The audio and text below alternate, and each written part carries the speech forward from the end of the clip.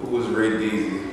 Ray Deezy he's an MC, he's a father, he's a young black entrepreneur, you know. Young black man trying to make it in America. We all know how hard that can be, but I still I rise and I have fun and I just try to engage in any opportunity I can with quality, good music, you know.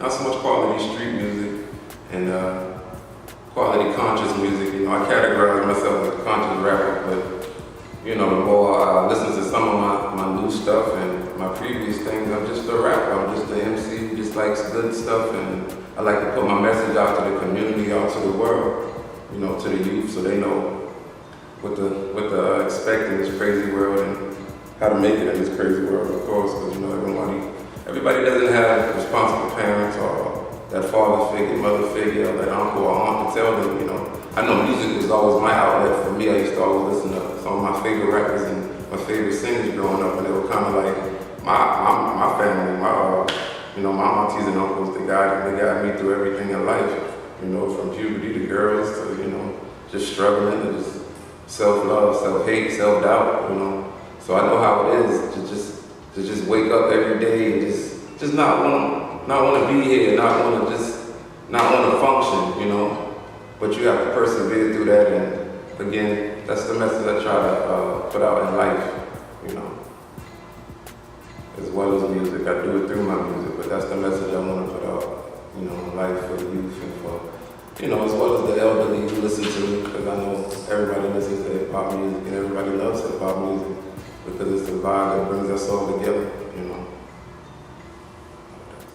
I found music, you know, just being a badass little boy, I'm gonna be so real with y'all. My uncle had this ill collection of like every record you can think of, every hip hop rap, every gangster rap album you can think of. One day I was just by myself, man, I was just listening to all the tapes.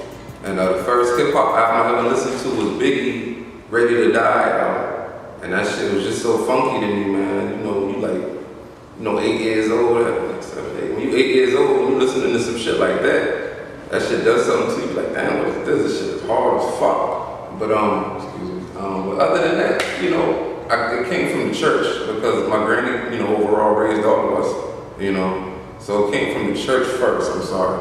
And just I always wanted to play the piano, I always wanted to play guitar. And essentially I did, you know, I did just learning and just watching and learning. I had awesome musical teachers throughout life teaching me all the stuff I needed to know. And then from there, as I, you know, got over to going to school, I would write stories. The stories turned into poetry, you know. The poetry turned into songs. Accidentally, actually, I would just, you know, just listen to instrumentals. I used to download a lot of instrumentals, you know. That's when downloading music off the internet, you know, was the thing in my teenage years in the, you know, 2000s and shit, so stuff. But I just like my music, and I like to put it out there for everybody. But I think with each project, I learn more and more about myself that I did not know. Even as I write these songs, even as I listen to the beats, I'm like, damn. Because like, I'm my worst critic, but at times, I'm my biggest fan. I'm listening to it, I'm like, man, niggas catch this shit, man. You know, I love doing that. I love challenging myself. So each project, I actually would go back and listen to my first stuff, my first projects I made, and I just like, damn. I just be impressed. And I guess I'm shocked because, you know, I'm also my worst critic. So when I listen to those things, I go back and listen to the old and see where I lacked in this part, see how I lacked in this part, and I just try to just excel and be a better rapper. I'm always trying to be a better rapper. Like I produce, I sing, but rap, I love that's my passion. That's what I love to do. I feel like there are a lot of people out here who claim they rap or they MC and they you know, they suck. But I just have a love for it that I think nobody else has in my age right now. You know what I mean? So the progression, I think I choose better production. I choose production that fits my style, production that fits the mood of the project. Because most projects I have a theme or a concept. So, you know, I can't have 5 trap beats, 5 laid back beats, and merge them together. You can, but it's not gonna blend right. So I say, I'm also like laid back rap. That's just my thing. The more projects I drop, I told a friend that the other day, the more projects I drop, the more boring it's going to get to some people. Because the older I get, I want to rap on stuff I like. I want to rap on beats I like. I don't want to force myself to be like, oh, this is hot, let me go get on that. Because then it's going to be a forced song, and it's going to suck. So yeah, that's my progression. It's always trying to be better than the last project. I don't not to be cocky, I just feel like I'm really at my best right now. Not so much I don't have competition, because there's a lot of talented brothers and sisters out here making awesome music who are getting unnoticed, like myself. But not so much competition. I just feel like people have their eyes on the city, for other reasons like tourism, the food, they love our food, but I think people should, if they focus more on the music scene, they'll be so surprised and they'll be so happy. They'll be like, oh man, I love these vibes, because we have our own sound naturally. Nobody sounds like Charleston. Nobody raps like us, sings like us. Even the singers have a little, Geechee dialect, and I think it's so dope. So yeah, I think more exposure to us would bring us together to see what's happening now. Everybody wants to be the first to blow. They want to be the first to put the city on, and that's cool, but I think we don't have to push each other down while we do that. The number one thing right now is the power of the internet, the use of the internet, and that's the A&R right now. That's the marketing key. That's the when you start your campaign, it starts on the internet. So I didn't have those those keys, those tools, if you will, because I was doing it all wrong, the spam way, and just thinking that, oh, I'm a little popular around the city, so those 20 people until there's 20 people live in it. When it really doesn't work like that, you actually have to put in legwork. You have to put in legwork. I say that because people think it's so microwaved and so easy and so simple. Man, this shit is hard, and it's like, if you're doing everything on your own, it's very hard. But if you love it, it's good, because I would rather be working hard for some stuff that I love, that I know is gonna come to fruition and just blow me up and take care of me and my family, and get money in my sleep and stuff, as well as loving the art of it. But that feeling right there, that makes me feel good, So part of my pimping, that project was inspired because I was always in love with the 70s sound. A lot of my favorite actors, sports athletes, TV shows and movies, because I'm an old soul, because I was raised by old people, so things from the generations before me, I'm always going to be fascinated with, because it was just so dope to me.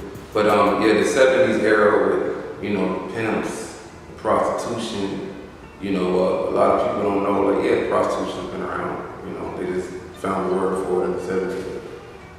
And during that time, that turned into the pornography business. The pornography business turned into, the sex trade and all that other things. And it's a big thing in America and overseas, and it's corrupting the world. And not the sex part, all the things that come with the ins and outs and the pros and cons of selling sex.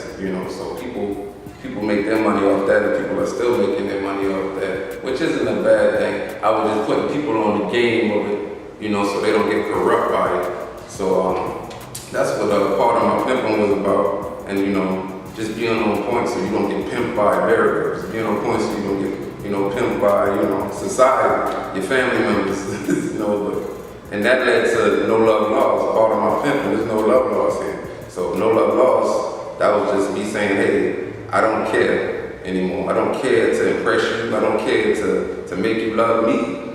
I don't care to make you, like my music. I don't care. But, ain't no love laws, you know what I'm saying? I'm gonna still shake your hand and just be the better person and pay it forward. And that was a short EP. It's kind of bouncy. I was playing with a new sound on that, which I might get back to in the future. But for the most part, I was just having fun with that project. That's why I came kind of back to back after part of my pimping. And I felt like I rushed it, so that's what came with when it all boils down, just getting back to the roots of where I come from, Charleston, South Carolina. So, and just getting back to that and getting people to understand our energy and our culture and how we get down. Well, my next project, very nostalgic person. You know, as people may learn just listening to my music, I'm always talking about my childhood or things I remember or things I've seen that just molded me into the man I am. And I just feel like, you know, the 90s was a golden era, not because I grew up in it, it was just, again, what I said about the 70s, it's just essential to the culture. So the 90s, I feel like that's my era, and there's so much good that came from it, especially hip-hop wise. So it's gonna be like, my dedication to the 90s is gonna be like, you know, I'm not remixing a bunch of old records, I'm not doing none of that, but it is gonna have that feel, that boom bap feel, that, you know, the record, you hear the record popping before it play, all that. I want that lo-fi drum machine. I want it all. Like, I want it all with the 90s sound. I'm going to bring it back to life because, you know, people think they're doing it. And I'm not knocking what they do. We all have a different way of approaching things, but we got to do it the right way with that, man. Like, I feel like it's been remixed in such a corny way. And the theme, I mean, the 90s theme with hip-hop, but we're going to get it going and I'm going to bring it back to life the right way. Deezy started as an idea. It started, you know, like many $1 million ideas. And I just know that I do so much. I produce, I rap, I'm dabbling in the fashion. I like to design clothes. It's fun for me.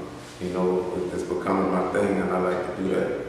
And I was always told that, you know, from the Master P era and the J Princes and all of that, is rap should be the first hustle that funds all the other hustles. You know, and eventually I would have taught myself that, but like I just always followed them with that, and I was just like, yo, I don't have to just rap. You know what I'm saying? Like, I might write a book, man. I might design some sneakers. I might, you know, I might change the world. Like that's what I want to do. I don't want to just be, oh, you rap. You know, I always wanted to be bigger than that, and I always wanted it to be a place where everybody can feel like they're a part of. I guess that's why I wanted to make it a place. My business is the place, like Deezy Land. You know, people win the championship. Oh, I'm going to Disneyland. I'm like, you know, I like that. So I always wanted folks to be, you know, I'm going to Disneyland. I'm about to go in this world. I'm about to go get laid back and just chill. I'm about to go get some fly shit. I'm about to go listen to some good music. Like, I want them to come to my world, that's all. And I think I'm executing that quite well. You know, we're getting better and better with time. With each project, there's just more ideas coming. So Disneyland is just expanding. I was always particular about the beats I chose to rap on or sing on, and I was picky about my sound. You know, overall, now I just like soul samples. I like soul beats, but I can rap over anything, any kind of beat. I like all kinds of beats, as long as it has a vibe and we groove into it. But that's what made me want to produce, because I was like, oh, if I can hear it, ding, ding, ding, ding, ding, I can make that in my head and do that. So I don't gotta, you know, track nobody down and be like, hey man, can you make this? That's one less thing I have to fund. That's one less thing I have to chase somebody down for, like, because I'm making the production, I'm making all the beats, but I always had a love for it. I always had a love for, like, the soul sound, the sonic sound, and some people can just dance, vibe, you know, even cry to time right off if it just touches you like that. So that's why I like